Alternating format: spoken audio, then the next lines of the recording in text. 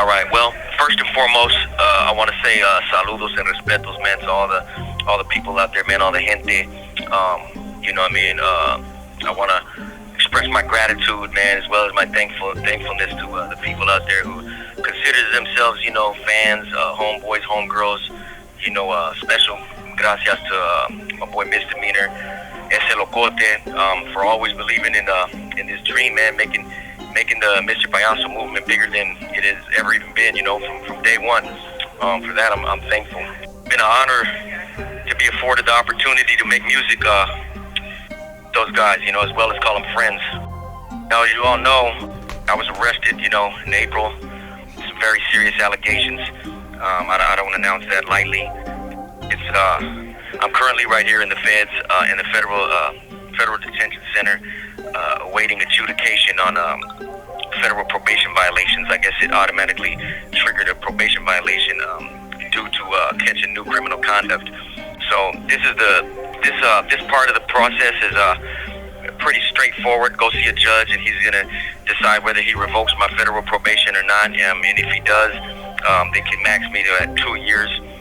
If he doesn't, they can ask for time served and release. At that point, I'll be transferred back to the county jail right here in King County. The charges leveled against me: assault first degree, deadly weapon. It's a shooting. This call is from a federal prison. It's complicated, and I won't get too deep into it because it's an open case. But I'm looking forward to taking it to trial and letting the evidence come out and see what the hell is going on. Everything that glitters ain't gold, and sometimes you have to just stand up for what's right and go all the way, Normally, in the past, I've always I'll take a plea bargain, I'll go to prison, sit down for a few years. This time around, I feel like I might have to go all the way to the box, as they say, and it's not something that should be taken lightly. Serious consequences. It's going to be an uphill battle. I was out there, I was out for about a year. I think if people were following my movement, I was out in the world for about a year. And during that year time, man, I did a lot, man. I did a lot. Hit the studio, made all them albums, mixtapes. I developed good relationships in the industry with individuals from Southern California, homies. Things were going great. I was doing good in my personal life. Had a nice, beautiful house. Had a couple nice, good whips, good cars, and I had good people, good family members around me. Things kind of took a turn for the worse. For all the people who know, my nephew got killed the day after Thanksgiving, and what the news called the gang-related shootout, and that when he got killed, that pretty much it hit me very, very hard. Hit me very, very hard, and it's hard to cultivate responsible decision making when you've been in jail you're damn near your whole life. I'm expected to make hundreds of responsible decisions a day out there in the free world. Even the cereal aisle in the grocery store presents amazing array of possibilities, and I didn't have no frame of reference to compare positive choice. Sometimes I felt like I wouldn't say overwhelmed, because I love the free world, but sometimes I feel like, damn, maybe a motherfucker should just head on back to prison, man. I expected everybody out there to be on prison time, And here, men are, we have honor, respect, and loyalty. There's characteristics in here that you stand firm on. The type of qualities that I was around, I was taught to, in prison, you're taught, don't never show fear, never show weakness, hesitation, doubt. We read books like The Art of War, Sun Tzu, Musashi Miyamoto, war tactics, ancient Eastern philosophy, Aztec culture, of course, and that shaped our mind frames as men in here. And when you've spent a decent portion of your life behind these walls, that does something to a man's psyche. We've all grown up around violence, especially if you come from the gang culture. We've all grown up around it, but in prison it's different. In prison, it's a little bit more personal. There's no guns in prison. It's knives, hand-to-hand combat, close quarter combat. You have to be handy with your weaponry. and it's brutal. You know, it's not like in the movies where you know, a guy walks by and it quickly just boom boom and he falls down. It's usually you know, very treacherous. You know, I can sometimes still hear a guy gargling, you know, blood, coughing blood, pissing in his pants, screaming, crying, and fighting back. You know, those type of things. When you've been around that type of environment, and then you get released to the streets, that's all you've been around. It's very, very difficult to assimilate with the free society. I felt like certain people out there weren't being straight up. That's why I only really messed with the chosen few. You know, I tell people, anybody who walked through my doors was considered a loved one.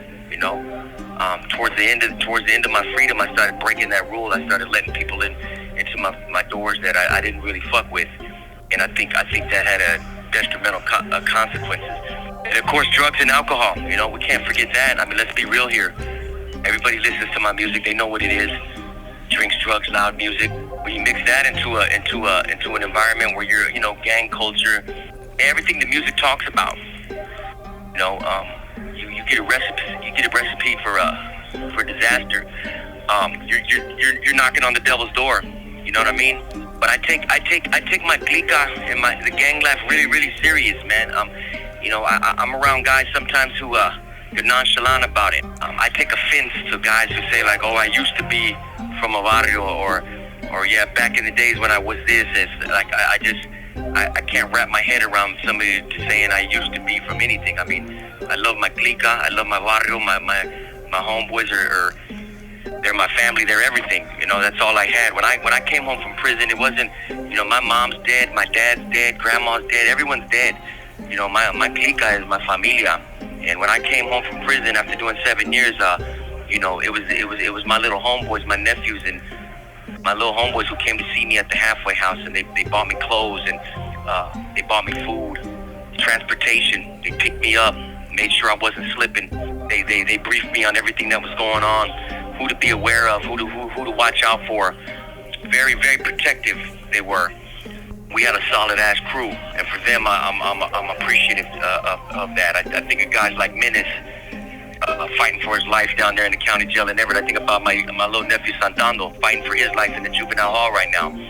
Just got tragic news. My nephew Grande passed away last night in a car accident. Very, very tragic. I'm just glad it wasn't gang related, but nonetheless, it's heartbreaking, and man. This call is from a federal prison. To get news like that. This is my life. This is what I live and breathe and die for. I've spent more of my life in prison with my sureños than I have out there on the streets with my own family, with my blood family.